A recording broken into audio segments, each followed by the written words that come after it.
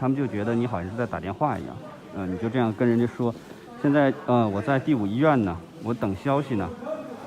是，人很多，我觉得人还挺多的。那有什么办法？这比前2天不是好多了吗？那等等再看吧。很多人他就是感冒发热，有这么5、6天、7、8天不退烧，他特别害怕、特别紧张，他就得过来查一下嘛。所以你看到的情况就是这么一个情况。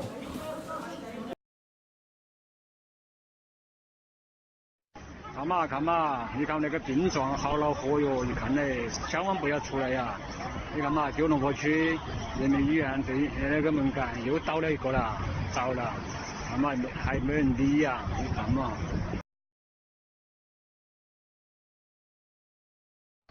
看到没有？龙泉花园第一栋，一个从武汉读书的大学生回来，已经发病送到医院了。现在第一栋的是已经那一栋楼的人都不准下楼了，楼都封了。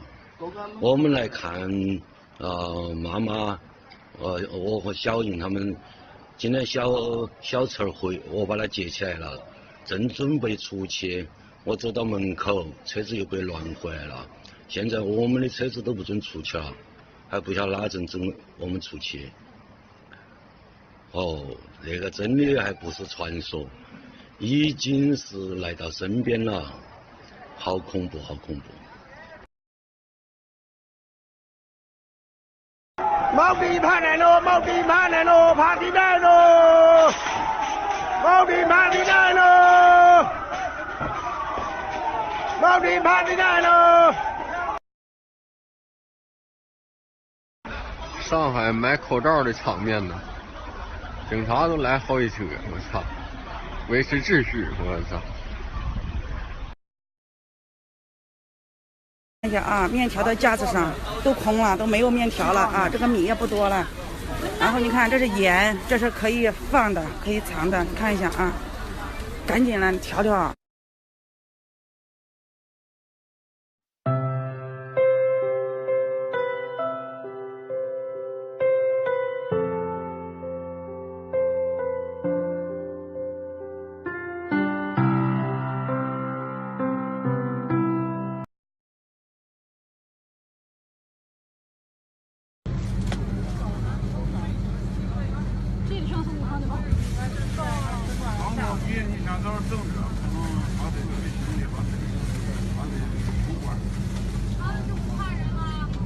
喂，各位旅客，大家好。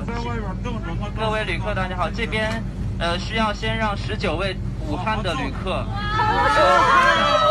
然后接受接受检验的那边测体温，然后其他的旅客先坐在客舱里，不要乱动，等待海关的通知再下客。后我们会给大家发那个健康声明卡，需要大家填写。上飞机之前为什么不给我们说？你们这么抠别人有意思吗？全中国为什么要拿着？要不要脸啊？上飞机前都不说，在这装啥孙子啊？啊？你们知道质疑什么？知道跟我们说一下不？就是把他手指一下的，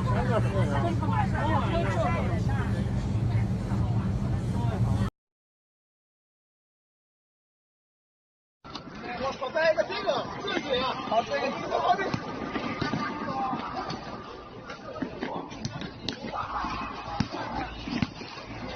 哎，你哪边的？我说那往这走哪去？往后退，走哪去？往后退，走哪去？往后退。别动了，走！警察大人，警察大人，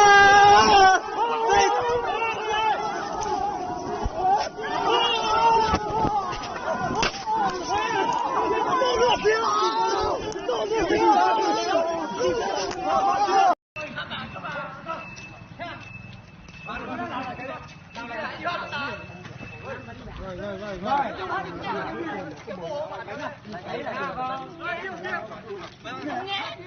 改革！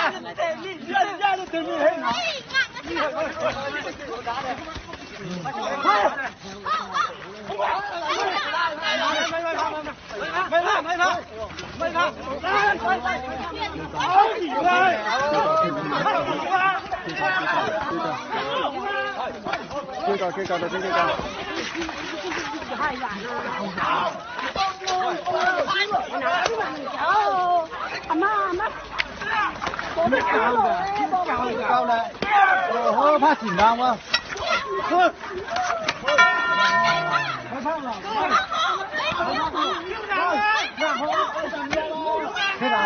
没事。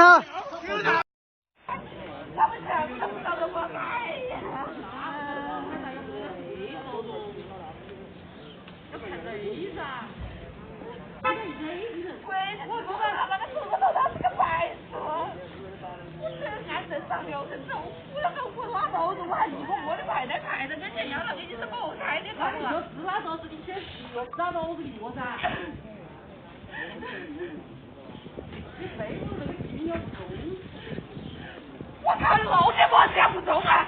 你再把老汉拍一遍啥子？再把那个拍成啥子？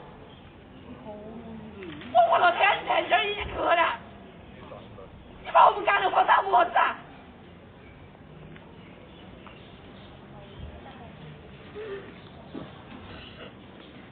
都上台，都上台啊！上台，上台，有那个名，你们搞不干到你小上台干老汉子啊？好吧，都上来学习啊，都进来学习。教室之内不管几年上讲的嘛，就上。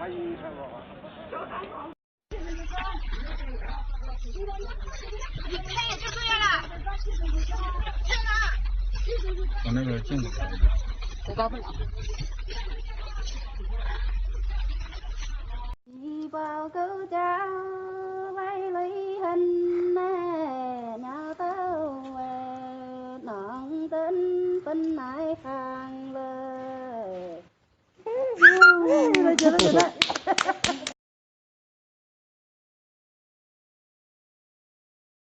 到没有，这日本到来的货啊，这正儿八经 N95，你觉得能到你手上吗？都被我们截获了，你就说丢了啊？可不敢瞎说。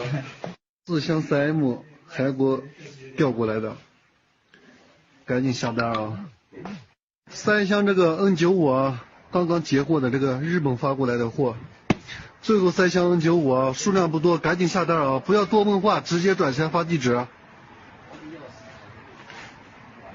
截获1箱，这个是从韩国发过来的啊！等一下给咱们的顾客直接打包带走。又截获1箱。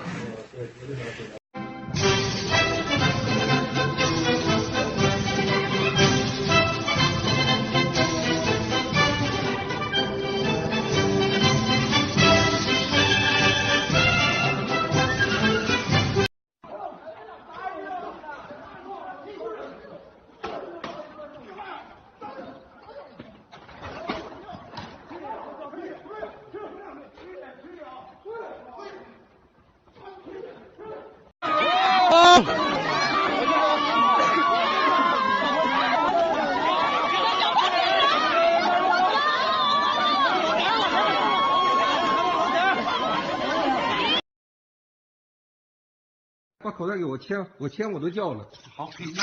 滚！你爽吗？我叫你滚！你说怎么着？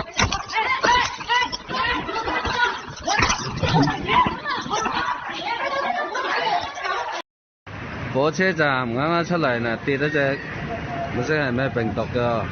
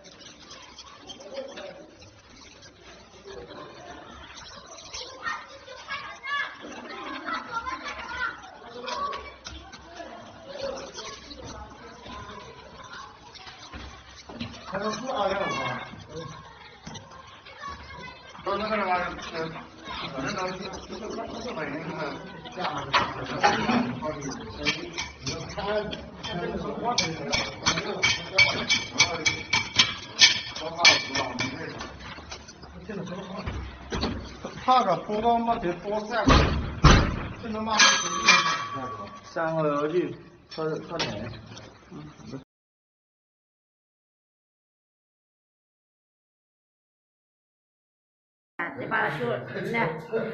把修堂俺门呢，就要让风死来了呢，底下喊死来了，快过去让他们进来的那个，修堂俺就把那个的快那个他妈那是。那是出。这门已经封好了，我日你妈就能开这么大。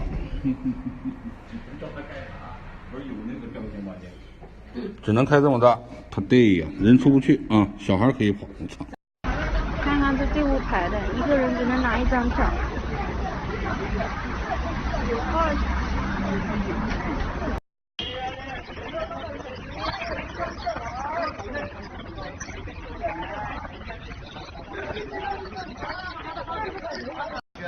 啊？你们只有回那个了，回成都或者是其他地方去下高速了。现在攀枝花是进不了，攀枝花所有的高速路口都封了，外地车和外地人是不能进去了。啊，然后你的行李的问题，那就没办法，你。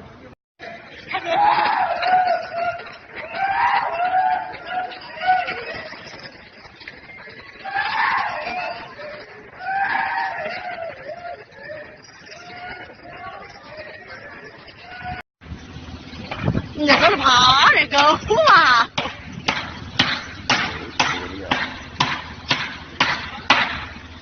确诊了嘛噻，他是有意识的呢。大姐就真是去个爷爷只要东卡西卡，从白开水的那没人播，猛烈过去，这下播你个这个真系斗咕咕叫，啊！人家闲的很，还有一个狗日的。这种人这公共场合不戴口罩，你还在这不得了了？一个男3上连4。啊，那不了。干了！你搞得不了，你个婊子！他也是对的对。好，你两边老子戴口罩，还是好的，好好的些。你妈你个老逼，你个婊子！好了，妈过水。这个都好的。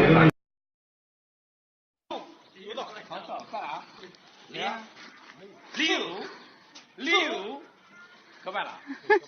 贵那30的可可办了呗。多少就买那了。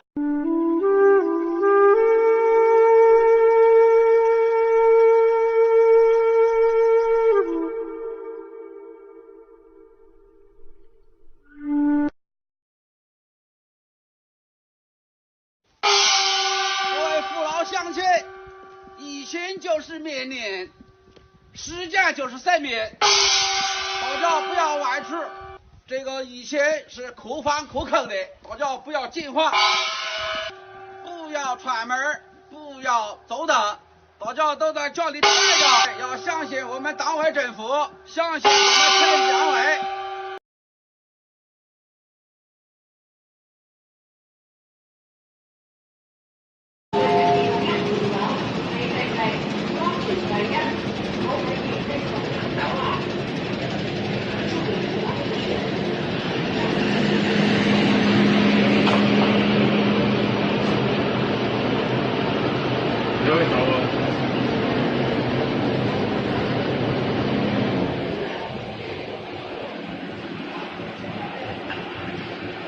行吧，我们去哪？哎，谁呀？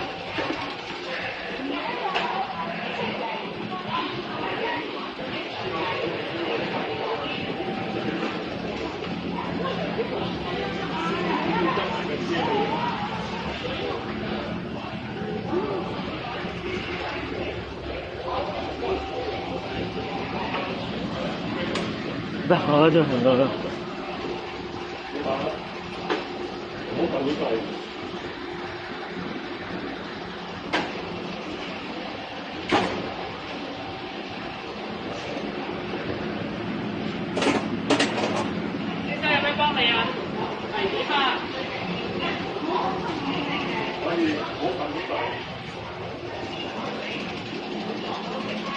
丢了。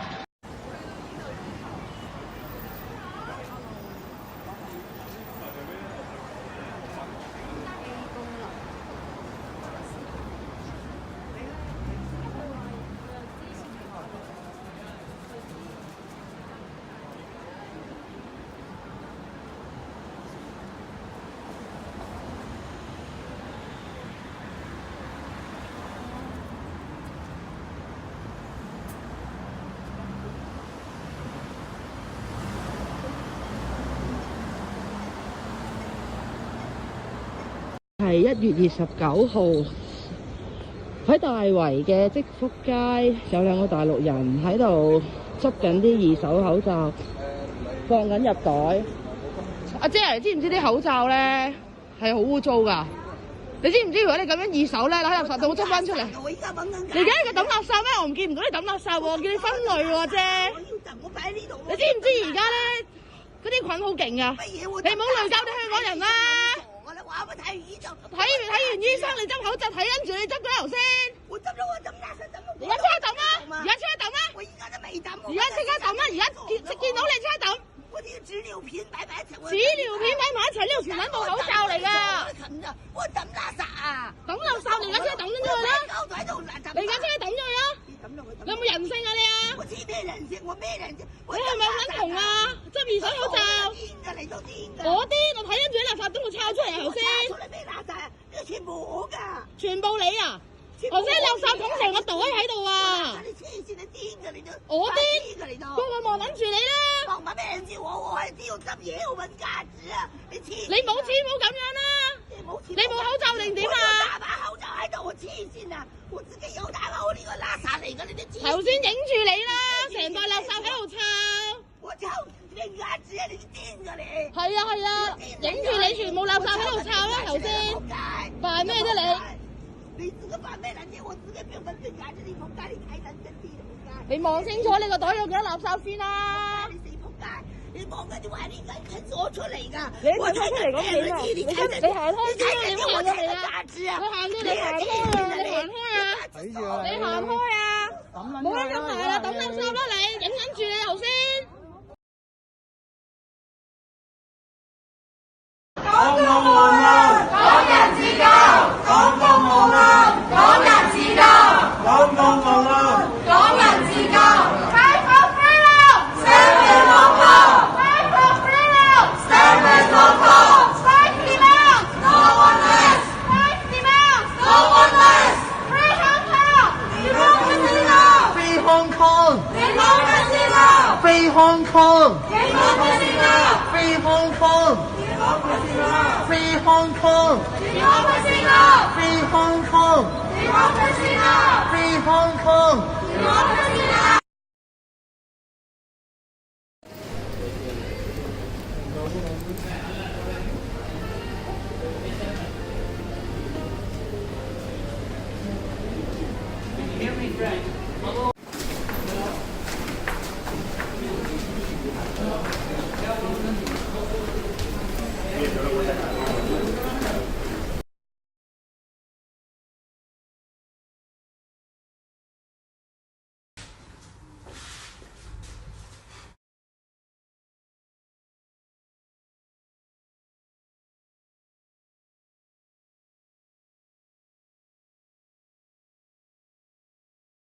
我们台湾就用不过了，就怎么到中国去？所以你觉得留在台湾自己用比较好？对呀、他们中国的新光哈里那卖啊，一定要给咱统一起来，咱是安那都爱救。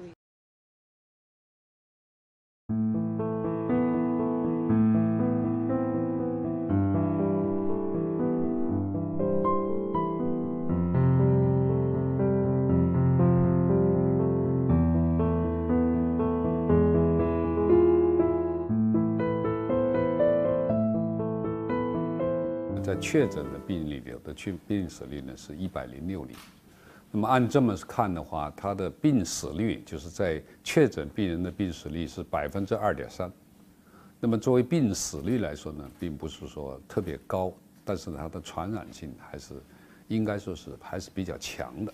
从19号、20号从100多例、200例，现在增加了4000多例，那么这个时间也就是1周多啊，1周多。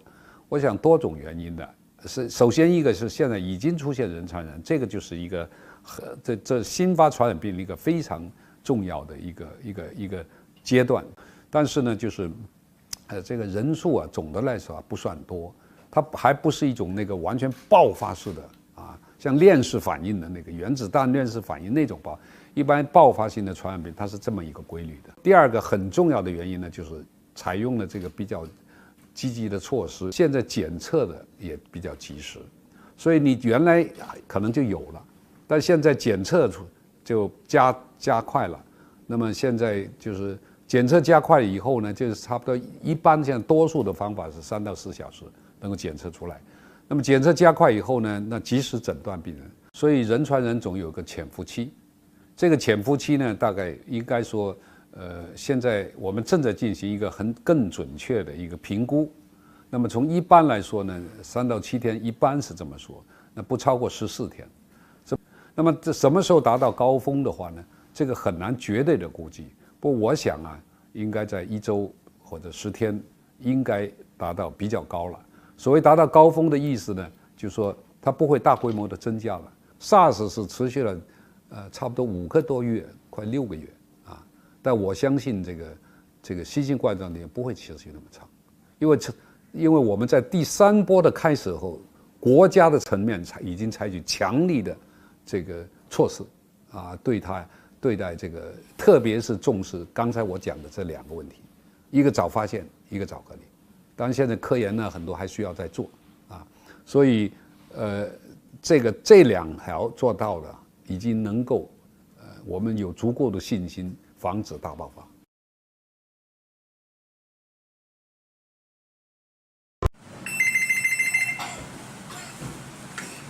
喂，你好，帮让您好，在那边等一下，我要自己。因为我们大家穿的都一样的，从头包到脚，谁也不认识谁，在背上写上名字，就以方便大家认识。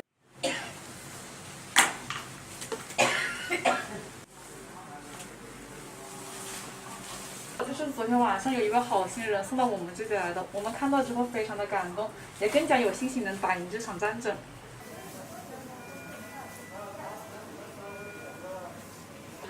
我去给你把饭热一下，好不好？有好多。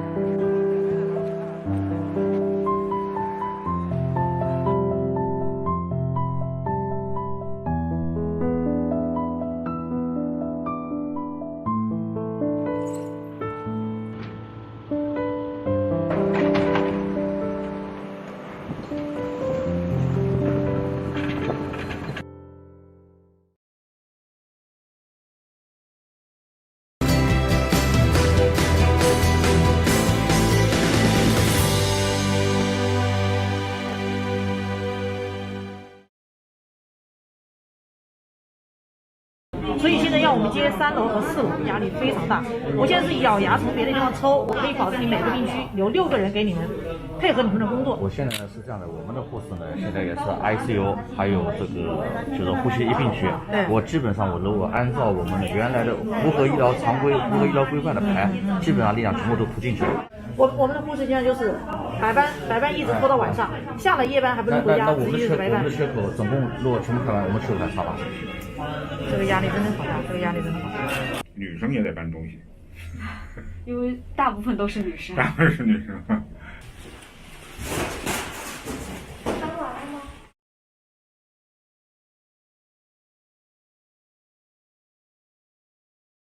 是除夕夜那天早上5点钟打电话通知的，赶紧收东西了，出发武汉，然后就那个。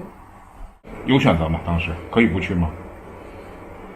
没有说我们可不可以去吧，接到通知那就去啊。而且自己本身还小，家里也没啥，就没什么牵绊嘛。您觉得会有危险吗？进去以后自己会对自己担心吗？应该会有点担心，但是你衣服穿好了，防护好了，应该不会有太大问题的。那时候还没睡醒，打电话接到电话，就开始还没反应过来，有收拾东西去医院了。之前我打电话跟他们说我去武汉，我就后面就有点后悔，我不应该告诉他们，我怕他们担心我，因为睡不着啊，也吃不好啊。当时就后悔了，怎么就告诉他们？本来不应该告诉他们。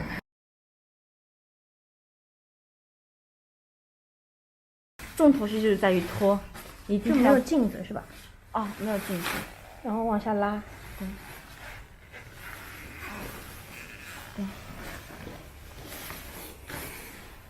你干净的时候又碰到外面是吧？你可以从里往外，从里往外掏，明白了吧？从里啊，从里。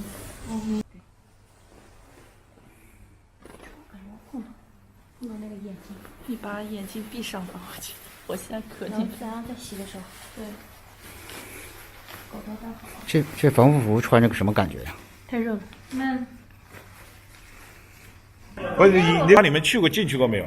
昨天我们会长进去过，跟我们讲过，但你们现在是第一次进，对。害怕不害怕？不害怕，他们说和我原来上班监护室差不多的格局。我们原来跟我们在监护室上班。都是90后吗？对，是的。有男朋友吗？没有。都没有是吧？90几年的？90 90啊，都很年轻。咱们有最小的说哪年的呀？97、98的吧。97、98。我们这一批96的。96年的。96年。您呢？我93。真的很年轻啊。但是我们经验很丰富。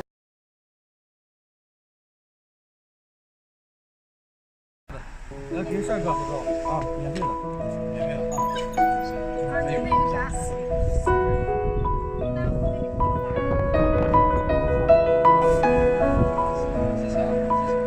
一天一个。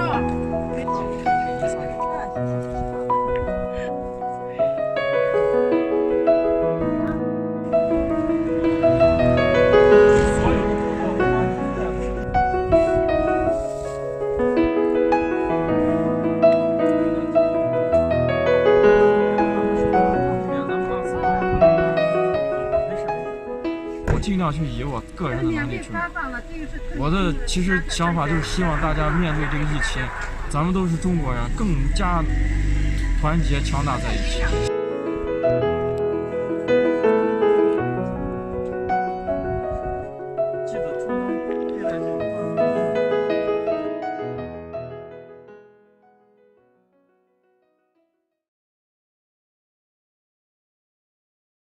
中で、現地で残っておりまして非常に不安に思ったところ、迅速にこういった形でチャーター便で戻していただけることができて、大変ホッとしているというのが正直な動き回ることができない状態でしたので、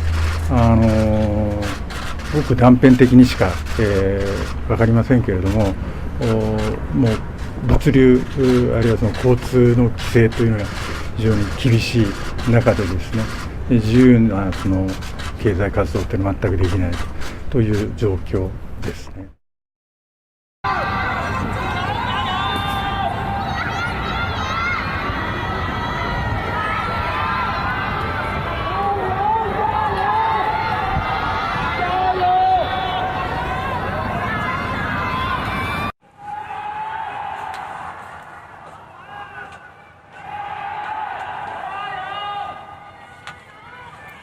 加油！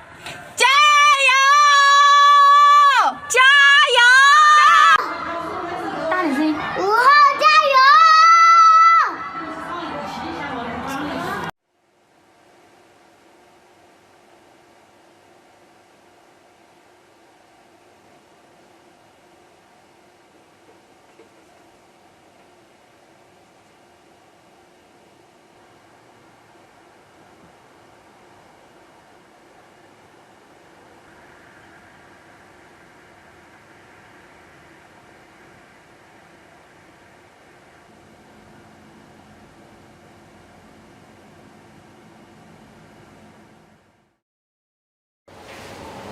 To get a better idea of how the coronavirus is having an impact on communities closer to the epicenter in Wuhan and Hubei province, we took a southbound train from Beijing. We got off in central Henan province. Its southern border with Hubei covers more than 400 kilometers, the longest of any other province. And the spreading of the virus is a big and sensitive concern. As we were about to exit the station, we were met by a local government official. He knew we were coming and told the local police our plan. They're still trying to go to Changyuan. I told them they can't pass the checkpoint. They have to go back to Beijing. But they said they wouldn't stop us. Instead, they would follow us until we reached the checkpoint to the community we wanted to visit. The sign says all the cars stop for check. We're about an hour away from the train station, the Changyuan exit from the freeway. This is described as the medical supply capital of China. So we wanted to go in because the face masks are manufactured there. More than 50% for China are manufactured inside. And we've heard that they've brought the staff back from their holiday early to manufacture more face masks. But it's so sensitive, they're stopping us here, not even letting us go inside. We were not the only ones being turned away. Other cars were prevented from going in if they could not prove that they were from Chongyang. And then we were told by the official that if we did not leave Henan province before the end of the day, it was highly likely that we would be put in quarantine. As the end of the extended holiday draws closer, many people in these communities could be cut off even longer if additional transportation restrictions are put into place. Scott Heiler, Al Jazeera, Changyuan.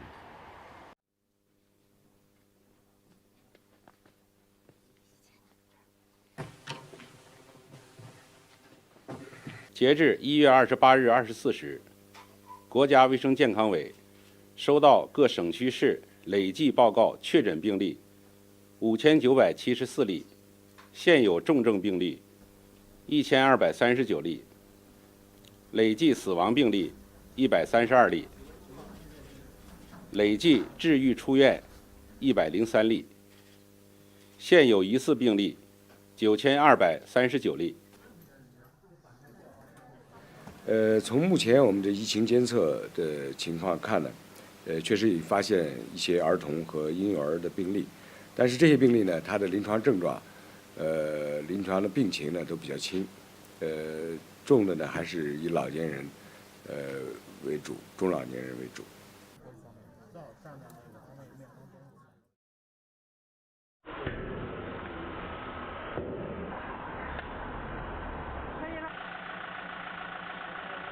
应该能控制，现在吵这么严。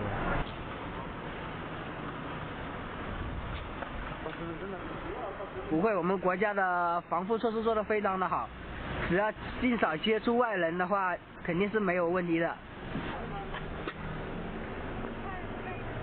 他们告诉我这里不可以，岳阳站不能下，然后我就是说哪里能下，他们说岳阳站能下，岳阳站我就倒过来了嘛，就岳阳这口，然后他们就说这里也不能下。我感觉是为什么？是因为你的湖北的车牌吗？对，是。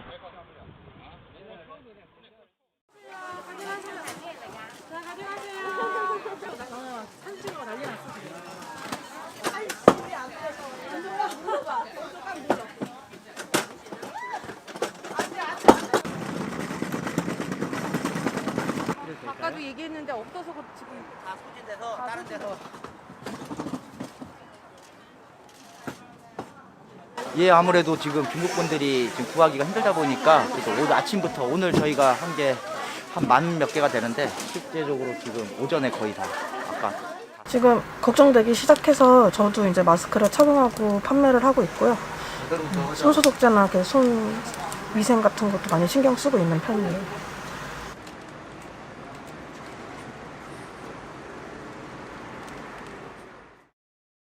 不容缓。然而，这是一场极其危险的手术。产妇当时发热、烦躁，并且咳嗽。此时的医护人员也面临着病毒的传染。对这些产科医生、护士来说，这是一个非同寻常的手术。身上穿着2件手术衣、2层隔离服，近1个小时的剖腹产手术。他们不仅防护服全部湿透，头发上也全都是汗水。除夕当晚7点50分，小燕顺利免下6斤2两的蛋宝宝，如此平安。 您现在状况怎么样啊？如果说很多话会有点累，但是肯定是比之前要好太多太多了。体温正常了吗？啊，体温是正常的。您最惦记的是什么事儿？最希望是什么？最希望我的宝宝健健康康的。孩子出生后，为了怕小燕传染孩子，立刻被奶奶抱回了家中养育。记者也是1月27号下午，在武汉红十字医院的病房，记者见到了这位幸运的妈妈。由于仍然没有确诊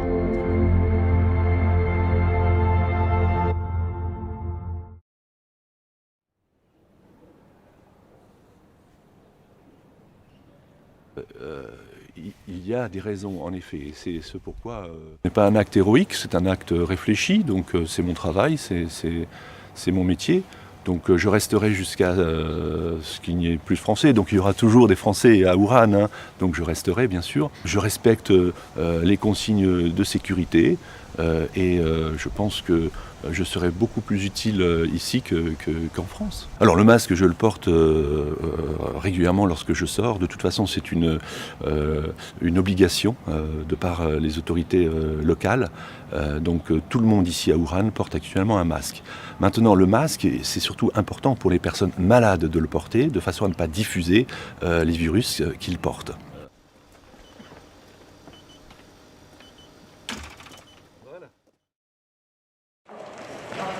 Thank you.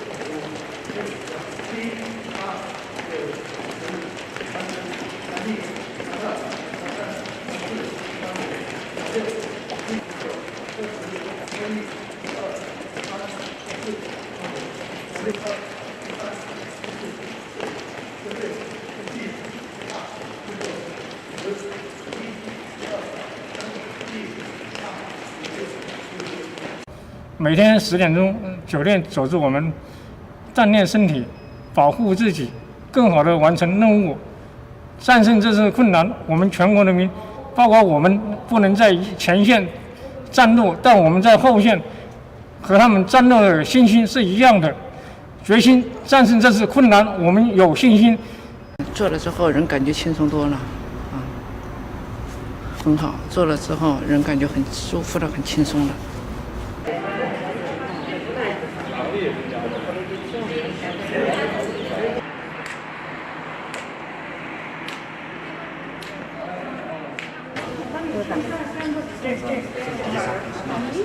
让我太傻了。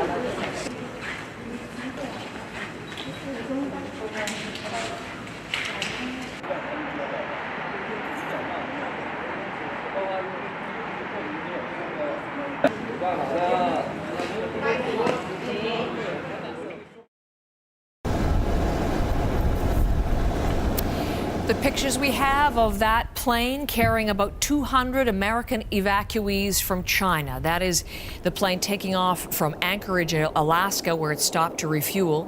All of the passengers have been tested for coronavirus several times, nobody reporting any symptoms. It will land in about 3 hours' time in California to be tested again, those passengers. These are consular officials and their families and some other Americans who will be able to get on board.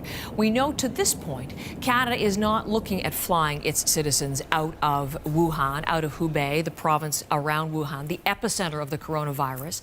We heard yesterday from the Foreign Affairs Minister that there are some 250 Canadians in the area, and about half of them have requested help to get home.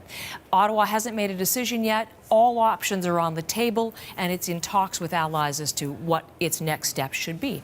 In the meantime, there are many Canadians stuck, and we're going to meet one young man who is exactly in that situation.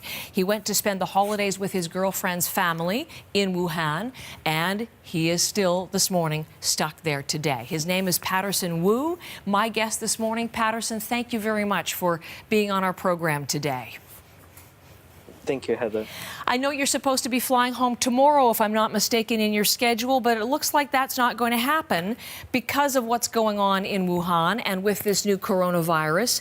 You know, when did you start to get concerned, Patterson, or when did it dawn on you that, boy, you weren't going to get home as you'd planned? Well, I guess it came as a surprise because we were still hoping to be able to get out on the 27th.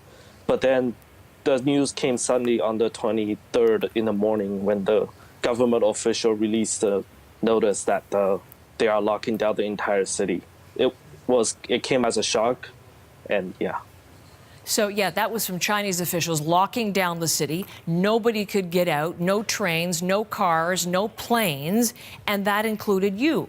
So there you are wanting to get home to Vancouver, and I know you looked for help from Canadian consular officials. Tell me who you contacted and what response you got.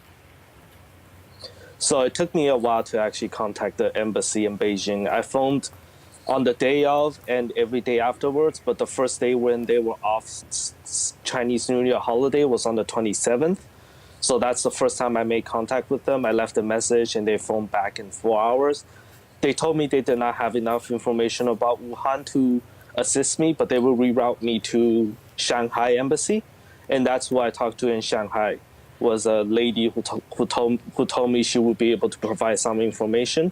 And she asked if I spoke Mandarin. I said yes. So she gave me a link to a website on the Weixin, which is a popular Chinese social media website where they presented information about hospitals. So I'm going to bring that up because you sent that to us. This is the link that you got from, these are Canadian consular officials in Shanghai. They sent you a link in Mandarin. At least you read that. At least you can read that. I couldn't. So you made several attempts to reach Canadian consular embassy officials, and the net help you got was this link. Is that, am I summing that up correctly, Patterson? Yes, that was all they were able to provide. And I also asked about plans and evacuation plans, and they said there was none at the moment. Okay. This link, by the way, tells you what local hospitals are around to help you if you should feel sick, or what information does that link provide? The link is mostly to provide you with a list of hospitals that you should go to based on the area in Wuhan you are at. Okay. When you got that information, little bit that it was, and when you had those other repeated attempts, what was your reaction to the degree and level of help you were receiving? Well, I tried to phone them for many days now, but they were on holiday while we were still stuck in the city with the epidemic happening in the country. It kind of felt like finally I got something, but at the same time, it kind of felt like this is all I got, but yeah. What would you have expected instead? I think I would have expected like at least an official information site instead of a post to a Chinese website that the government compiled for us. Something because I know for a fact that in Wuhan and anywhere in China, when you go to a hospital, you scan their personal ID cards in order to receive treatment. And they did not provide any information as to if I need that card or what should I do if I don't have the card, and then they requested. None was given about that. So is it fair to say that you didn't get the level of help that you thought you should have in this circumstance for you in Wuhan? Yeah, by the 27th, the number of patients with the disease was over 1,000. I think there should have been more support. The minister said yesterday, as he talked about helping Canadians, because there are about 250 people like you registered in the Wuhan area, and about half of them would like to come home on some form of flight. All options are being considered, but not at this point looking at flying Canadians out. What do you think the Canadian government should do for you and other Canadians in this situation? I think even if they are not able to fly us out, I think one other country was providing bus services to drive us out of Wuhan to another city for quarantine.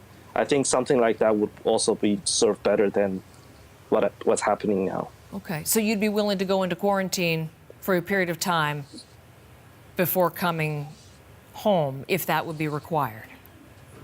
Yeah, I am totally fine with that, yes.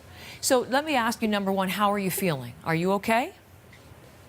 Right now, I'm feeling slightly more positive. The news coming out of the Chinese government and Chinese news outlets are becoming more and more positive, and so are Western media. So I'm trying to stay positive right now. And your health, everything okay? Yeah, everything. I'm perfectly fine. I don't show any symptoms. I've never had a fever while I'm here. what have you been doing? I mean, we've seen pictures of Wuhan. It's essentially a city. There's nobody out and about. It's essentially in lockdown, and there you are at your girlfriend's parents' house. What have you been doing to pass the time? Well, since we're all locked in here for roughly around 2 weeks now, we've just been, I bought VPN, going through YouTube, going through news outlets, watching TV. It's as much stuff as we can to pass the time while being confined inside the house. Getting to know each other pretty well, I would imagine, on this. And what about your family here in Vancouver? I mean, how concerned are they? What are you hearing from them?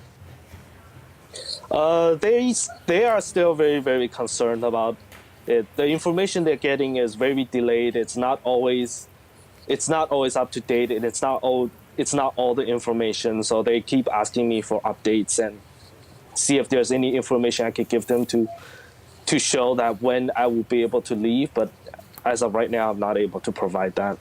Understandable. They would be concerned about you, but I hope they're up early and watching, and then they'll see that you look to be in good shape as we speak this morning.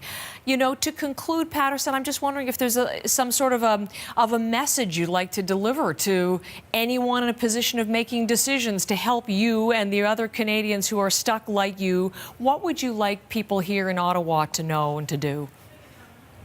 I mean, it's very scary for everybody here who's stuck in a foreign country. Some of them who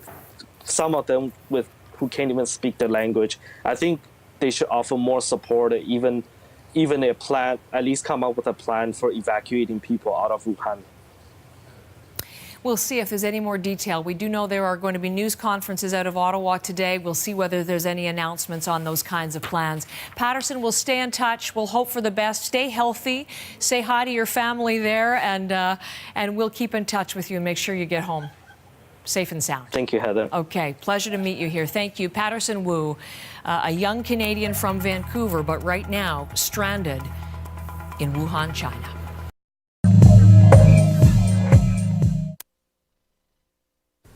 No cases of the deadly coronavirus have been reported in South Africa, but government says it's liaising with authorities in China regarding the safety of South African citizens. Health Minister Zweli Mkhize says government will react swiftly should South Africans request to come back home. We're now joined via Skype by Trevelyan Govender, a South African who is living and working in Shenzhen in China. Trevelyan, a very good morning, and thank you for joining us. It's morning where we are, but it's late afternoon where you are. Yes, hi. It's so good to be with you. It's actually 4:34 now here in China, in Shenzhen. So we're pretty much almost done for the day. The whole world is worried about the breakout of the coronavirus. Similar worries here in South Africa. Give us a sense of what it is on the ground as a South African living in China. Perhaps let me put that question on the side a bit and ask you, what are you doing in China? Well, actually now it's time for Chinese New Year. So many of the residents who actually live in China have gone back to their hometowns and to their provinces. So we're actually on holiday now. So for us foreigners, usually we go for like a 1 month vacation somewhere. But now because of the virus, we're basically in our homes and we don't really have anywhere else to go outside because we've been told that we're not supposed to be going out in public areas. And with the virus being spread so widely, it's been said that we should wear like masks and take so many precautions. So I think it's actually quite scary while being here in China. What are you doing in China, if I may ask? I'm actually a teacher, so my wife and I will both teach English in China. We've been here for 2 years, and this is actually the first time that we've experienced something like this. How are the restrictions impacting your life? Well, currently now all the shops are closed, so grocery stores are closed, most pharmacies are closed, very few pharmacies are open.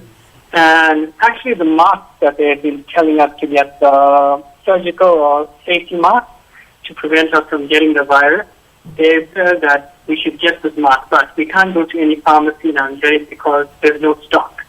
So even online, when you try to buy the mask or any preventative measures, it's like sold out. So this is the problem we're facing currently.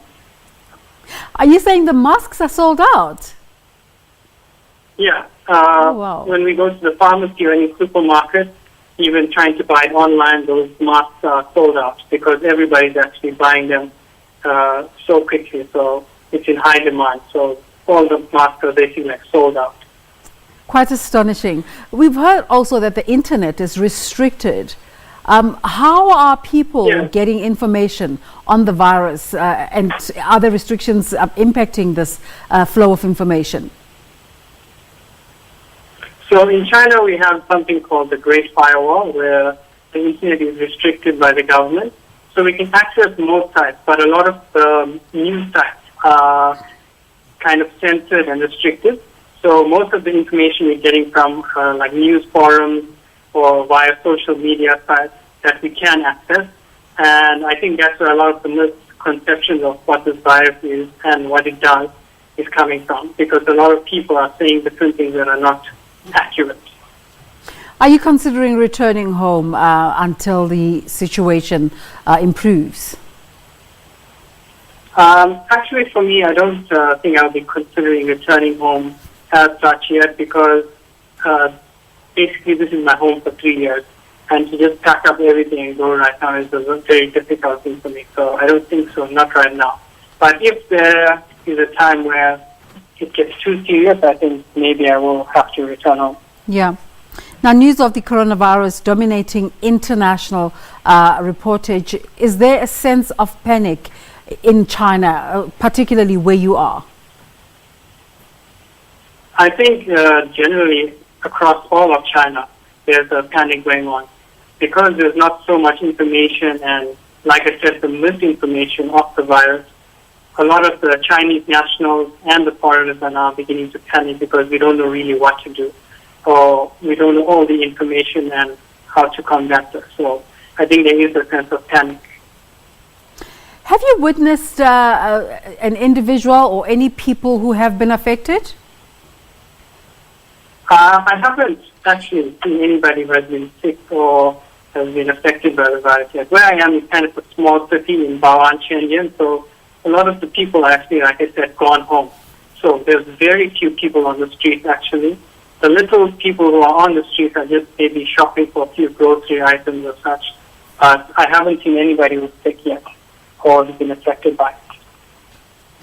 Trevelyan, thank you so much for giving us that sense of how it is on the ground in China in terms of the coronavirus. But just as a South African living in China, what's that like for you? I think it's a very strange thing, because usually we really relax in China. It's really safe here, and we're used to good living conditions. But when something like this happens, I think it's, as for a foreigner who's working in another country, it's a little bit scary and a bit unsettling. But I think we have to be positive with this virus, and hopefully it will get resolved quickly. Thank you so much for giving us that, as I said, sense of what's happening on the ground. Thank you. No problem. Trevelyan Govender, who is teaching in China, South African, teaching in China, living and working there in Shenzhen.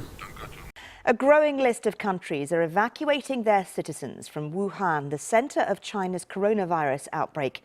Australia says it intends to quarantine its evacuees on Christmas Island, and any Britons returning from the city are to be put in quarantine for 2 weeks. Airlines are taking measures to limit the spread of the disease. This Thai Airways flight is being disinfected after returning from China. Well, British Airways has suspended all flights to China, and United Airlines and Cathay Pacific are restricting routes. The Chinese president says containing the virus remains a grim and complex task, with the number of confirmed cases in China at nearly 6,000 and 132 known deaths. Well, Well, some US and Japanese nationals were flown out of Wuhan on Wednesday, and France, South Korea, India and Algeria are among others preparing to bring their citizens home. Australia is under fire for its plan to quarantine 600 evacuees on Christmas Island. That's 2,000 kilometres from the mainland. Shaima Khalil has more from Sydney. The initial reaction was one of relief that people are being evacuated and brought back to Australia.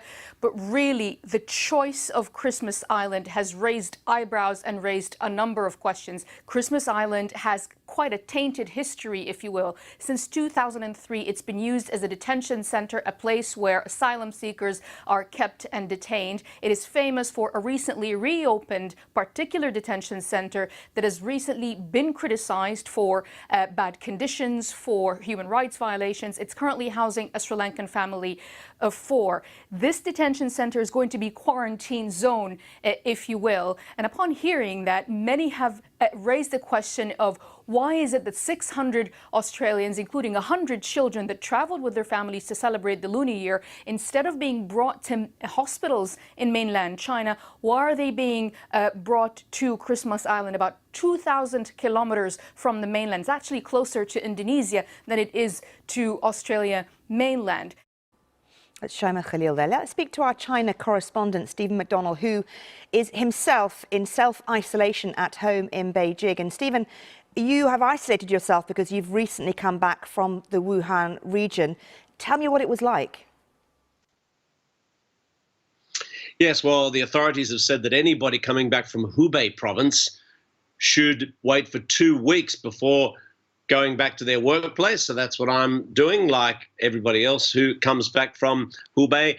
And that's because the incubation period can be up to 2 weeks. People who don't have any symptoms might not be aware that they're carrying the coronavirus, and in fact they are. Now, it's interesting coming back into Beijing because even though it's normally quiet here at this time of year anyway, it's especially quiet now. You know, you move around the streets in Beijing, you barely see another person. Shops are closed. People are afraid to be coming out into the streets for fear of contracting the coronavirus. And this is happening right across China, you know, from big cities to small towns, the whole place. Normally this is the most bustling time of year, important, the Chinese New Year, and instead it's a very quiet scene in virtually anywhere you visit right now in China. How does the government actually police people coming back from the region? How does it make sure they do stay at home and are conscientious about it, as you clearly have been? Well, some reporters have actually had the authorities knocking on their door and telling them they must do this, especially in Shanghai. They've taken a bit of a hard line there to make sure that nobody strays from these directives from the government. But, I mean, ultimately, I don't know how you do patrol it. How do you make sure that everybody who's been in that province doesn't, leave their home? The thing is that I think more important is they don't go back to their workplace. So, you know, enter a workplace, infect everybody. And so people are instead being told, like I am, to work from home. Schools, universities, they're not going back yet. They're pausing classes. And, you know, it's interesting looking at this problem in terms of comparing to SARS, for example. Already, the number of infections here has gone past SARS, and the SARS emergency lasted for 7 months. So people are really worried that this is an especially contagious version of a dangerous virus. However, it's important to remember that it doesn't seem to be as deadly because the death toll, we're nowhere near that 700 plus death toll for SARS. And so it could be that this is a very easy virus for people to catch, but it won't necessarily kill as many people as SARS did back in 2002. Okay, Stephen, I hope you're well. Thank you very much. Hello, everybody. Welcome to another video, another update. I'm in the town center again here. As you can see, I'm sitting in the car. My mother-in-law wanted to come here and get medicine while we still could. There's been a lot of updates as far as things happening in the country. I've heard that the White House is preparing to possibly suspend all flights from China. Yeah, store shelves are out here. The store shelves seem to be fine. I haven't gone into the supermarket, of course, to look, but I can see there's plenty of alcohol out here on the streets. Maybe I can let you have a look. You can see the big boxes of alcohol sitting out. Just a sec. If you can see those big boxes of the stack of boxes here, I'm going to zoom in a little bit. That is all alcohol, very strong Chinese alcohol. So one of the current developments is that people in little towns are beginning to block the roads coming through their towns. The government has come out and said that they can't do that, but of course they're all panicked because of the virus, and they're doing all kinds of things. Signs, of course, have been appearing saying it's against the law. I'm not sure if I mentioned this in my other video, but apparently now it's against the law currently for people to gather in groups of 10 or more. They're saying, of course, to stay home. There's a lot less people out in town. I'm still surprised to see some old people going around without masks. I see some people smoking with, of course, they can't smoke with a mask, but maybe they got the idea that they can, that old rumor about if you smoke, you're not going to get the virus or whatever. People are becoming increasingly scared. There's those rumors about 2 people having the virus in town. I've heard they've actually confirmed one person from the town here has the virus. In light of everything about travel restrictions and that sort of thing, I'm actually considering going on the road here for a little bit to get some things that we need, just in case something goes really wrong and the U.S. government decides they're going to evacuate U.S. citizens. I've heard there's a plan to do that, of course, in Wuhan, but it sounds like things are spreading all over China.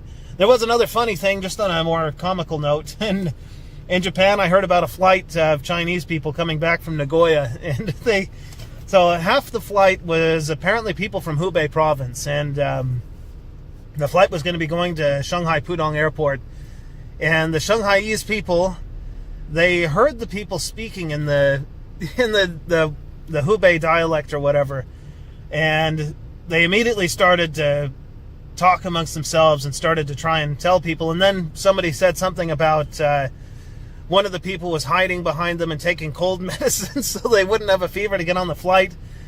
They managed to delay the flight for 6 hours because no one would get on the plane.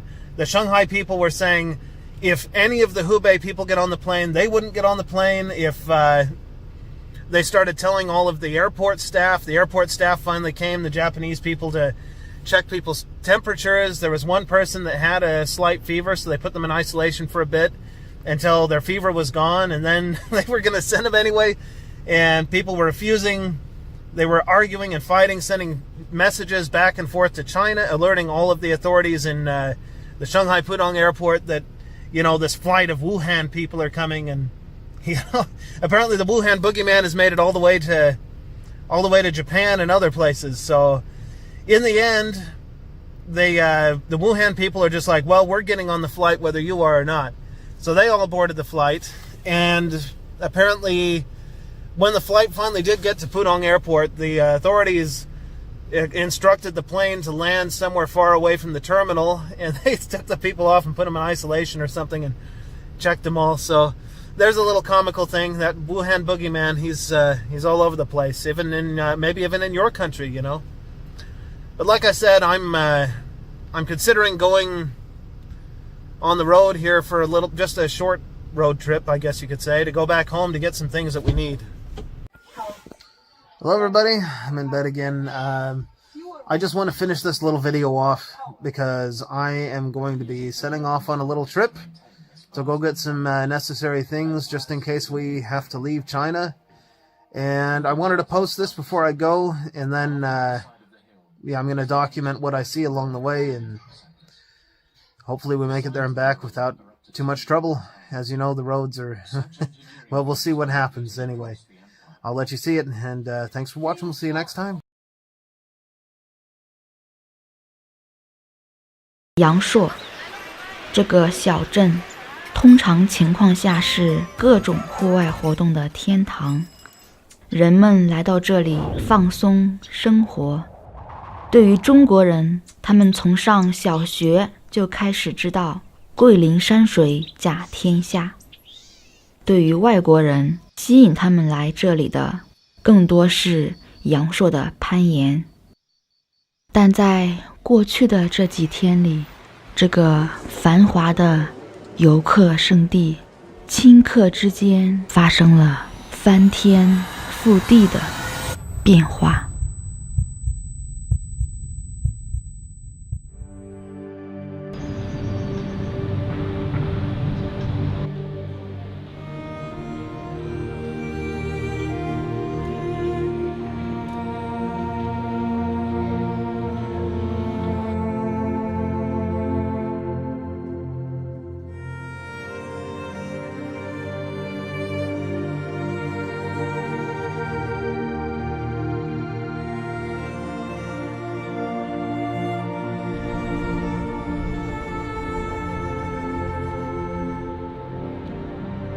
有的村民他们自己封锁了道路，禁止行人通行。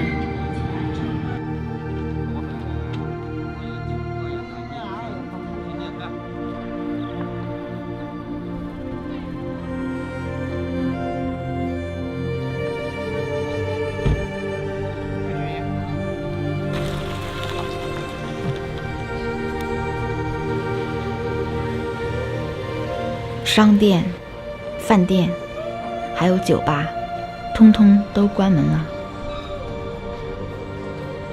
这里的政府下令关闭本市所有的学校以及教育机构。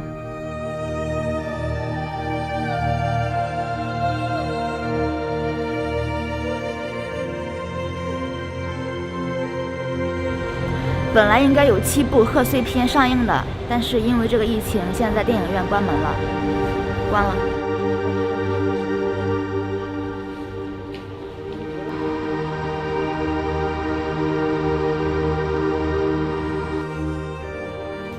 最让人心碎的是，现在正值中国人民过春节。春节是几乎每一个中国人最期盼的时刻，比西方的圣诞节还要重大。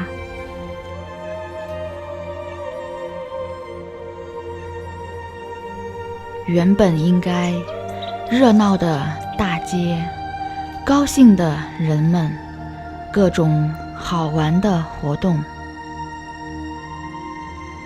和一派生机盎然的景象，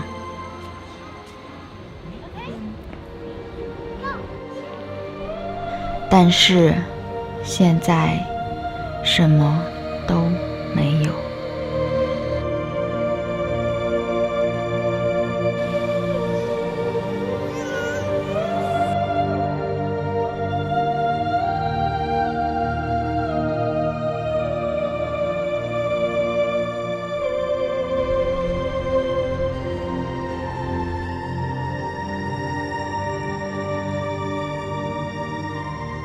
现在有一个地方，人们不得不去那里，那就是菜市场。现在口罩早已售空，所以我们向一个当地的语言学校欧美达求助，在这个黑暗的时期，给菜市场这些没有口罩的摊主做一些力所能及的帮助。这里的摊主很多都是老人家，这些人正在面临着最大的风险。他们一直在这个小镇最危险的地方暴露着自己。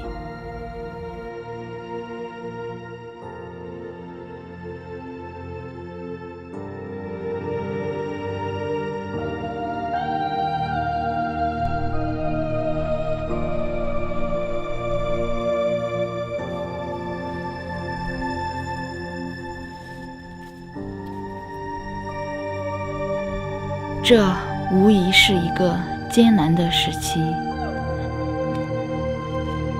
而我们需要的只是齐心协力。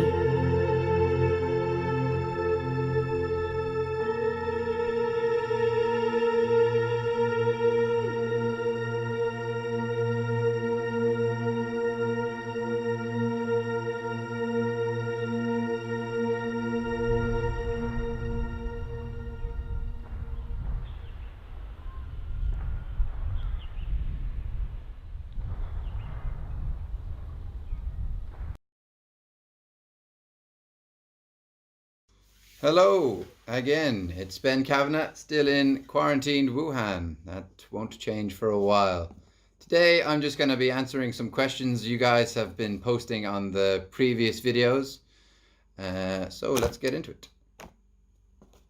First question, are you scared? You don't look so scared. I'm not scared. No, there you go. I'm not scared. When I go to bed, usually quite late, your mind starts to wander. The way when you're going to bed and you can't sleep, you just start to think crazy things. But no, I'm not scared. I just try not to think about it. It's not time to worry yet, not for me. I'm not infected as far as I know. So no need to worry, no need to fear. Just take precautions, be safe, be healthy, wash your hands, wear your masks. You'll be okay. So no, I'm not scared. Question 2. What is China doing in terms of sanitation to help prevent spreading of the virus? China, even before the virus, I noticed was quite sanitary in the way that they would always, every single day, collect all the rubbish. Every single day you see trucks going back and forth, spraying water on the road, cleaning the road. Only the other day when I was actually at the shop, I didn't get a video of it, there was a truck kind of like cleaning the midsection of the dual carriageway. It had just, I don't know what to call that, spinning sponges, if you will, just for the railing in the middle. So especially since the virus, they've upped their game and they were already quite good at being sanitary in the streets. 3. How are your family handling the news about you being in China with the outbreak going on? Well, like I said, I am not worried. I tell them not to worry. In an ideal world, I wouldn't be here, but I am. So there's nothing really we can do to get on with it.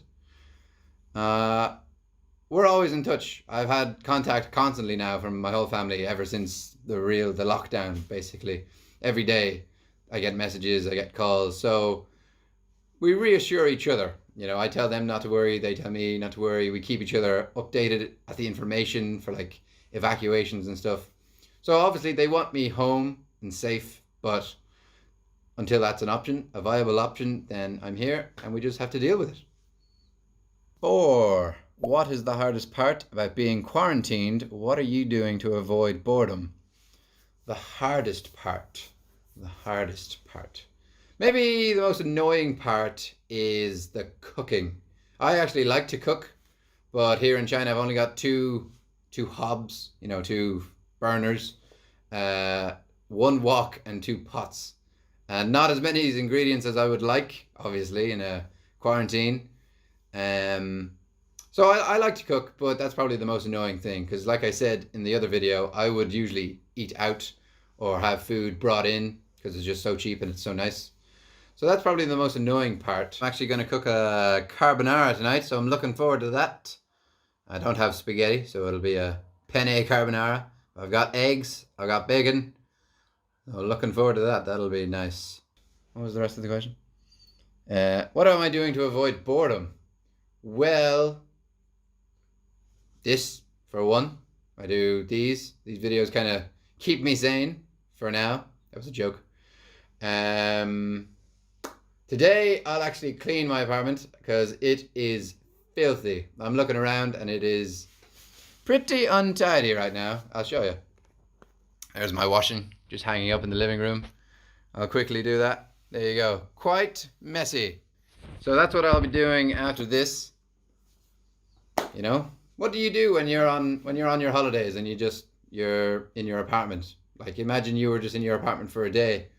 What would you do to pass the time? That's what I do. Every day. Question 5. Are you getting anxious about any exposure? Anxious about running out of food or money? You are brave to say you will stay. Well, if I was that anxious about being exposed, then I would never leave and I would just starve. But I went out on Sunday. When was that? What day? Today's Wednesday. I feel fine. I took precautions. I wore my mask. I looked silly in my goggles, but It's been 3 days. I still feel fine.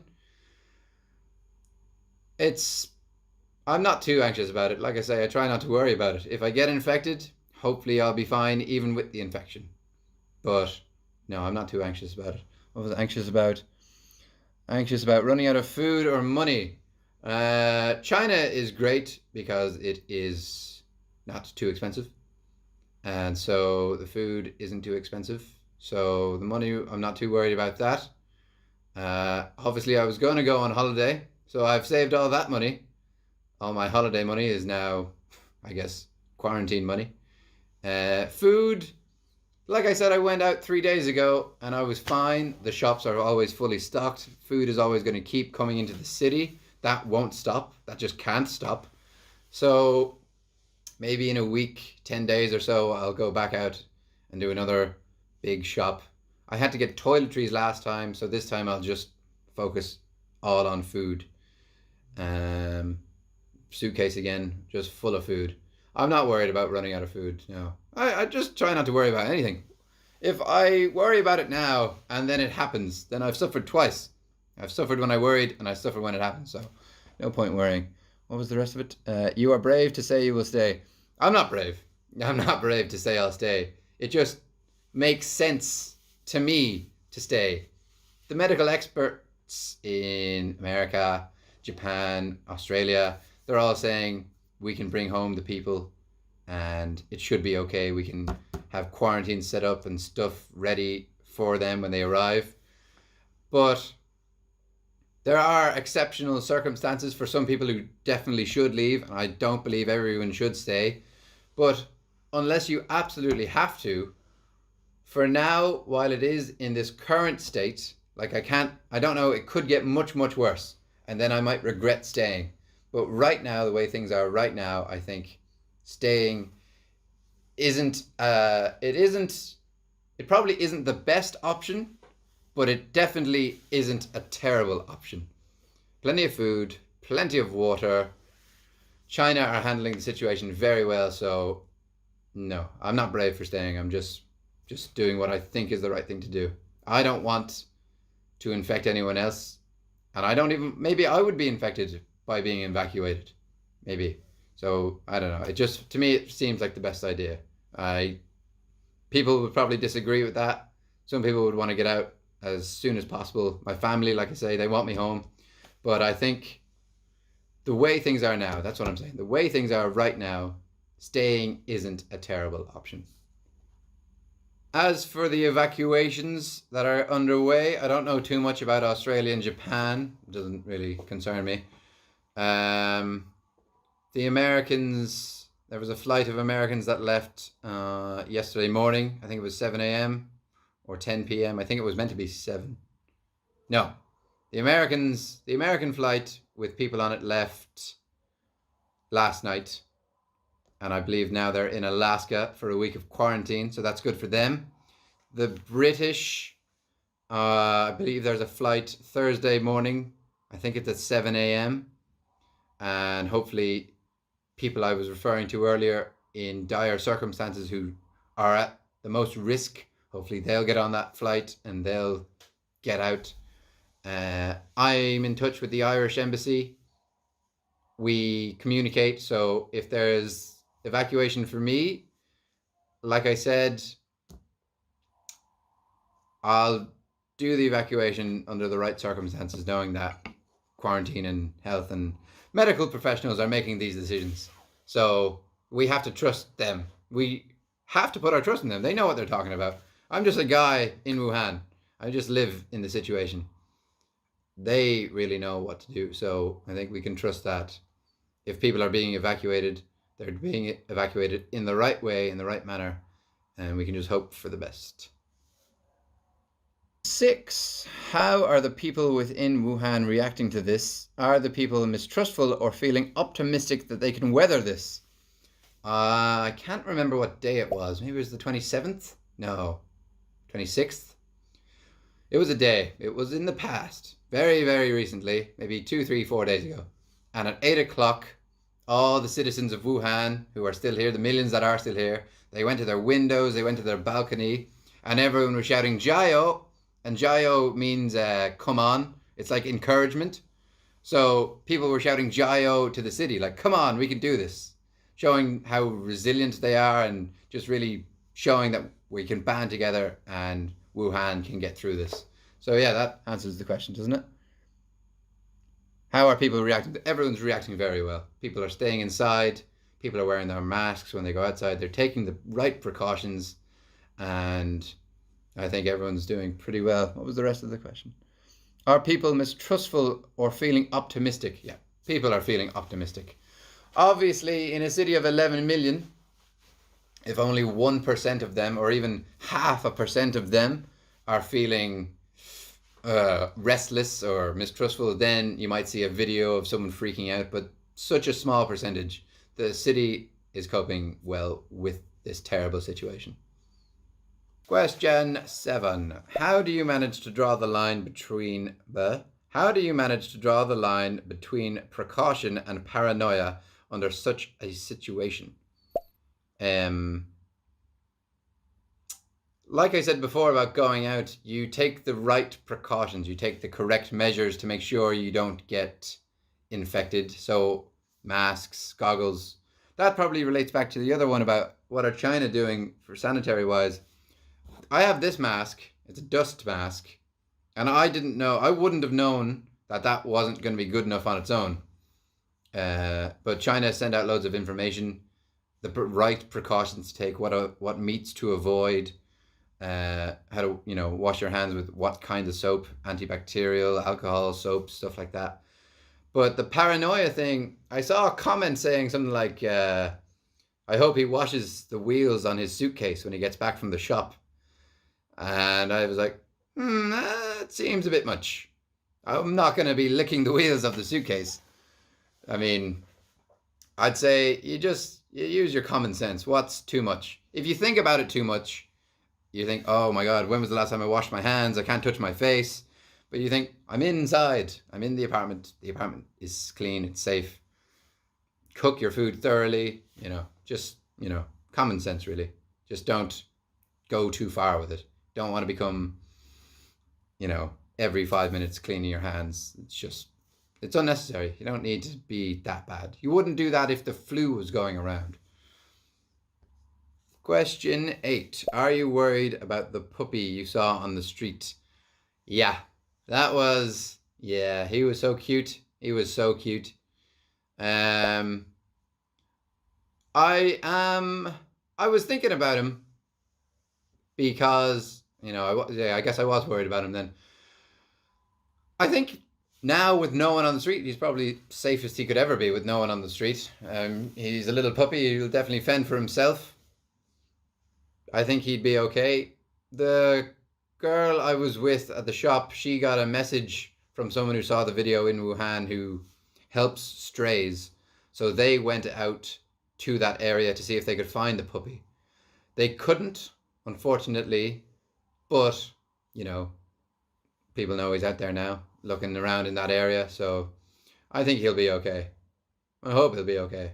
He'll probably be okay, because there's no one on the street. Someone might take him in. Because the coronavirus can't spread through animals. Cats and dogs can't spread through cats and dogs, specifically. So someone might see him and take him in. Probably. Why wouldn't you? He was so cute. And again, I don't know if the other part will be in here, but I want to thank everyone so much for the birthday wishes. That was so kind of you. I didn't expect that at all. I was just letting you know it was my birthday, but thank you. That was all very kind. I was very touched by that. So thank you very much.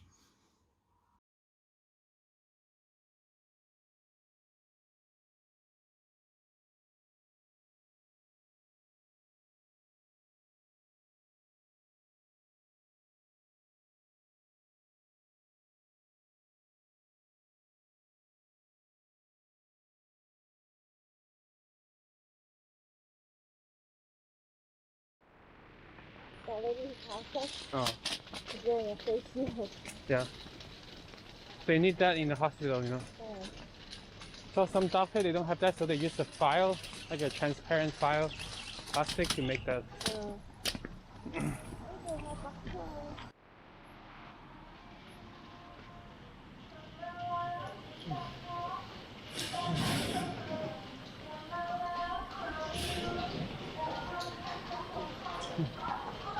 Right now we are going to find potatoes and fresh vegetables. Yeah, and eggs. Today is the first day of New Year's, but then somehow it's still open. Not too many people here.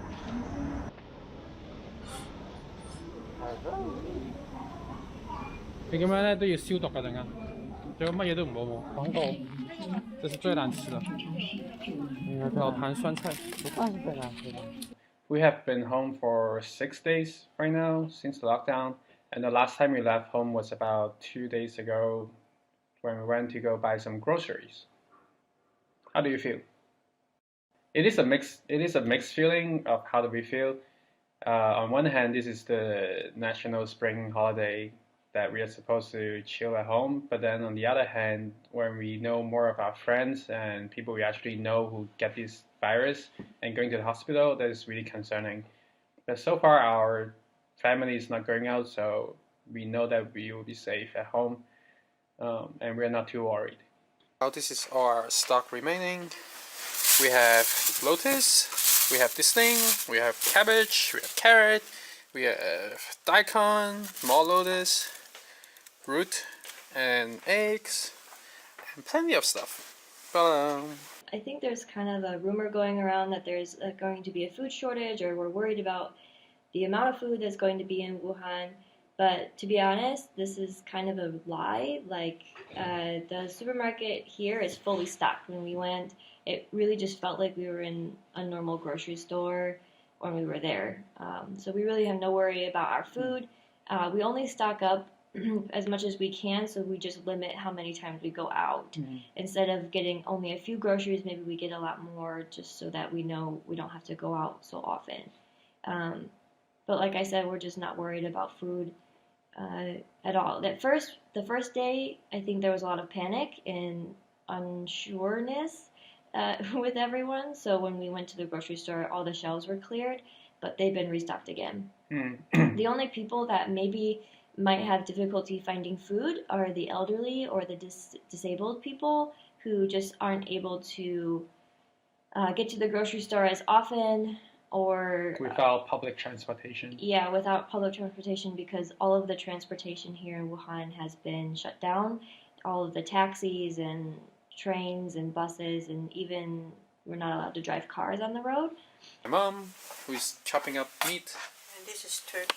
This is turkey meat. And we got chow mein. We got 韭菜. And we honestly feel like being here in Wuhan in our home is a lot safer than anywhere else in China right now. And we are kind of glad about this. Yeah, I think the word trapped is a little bit extreme. Like, the government took necessary precautions to try to contain it as soon as they were able to. So, yeah.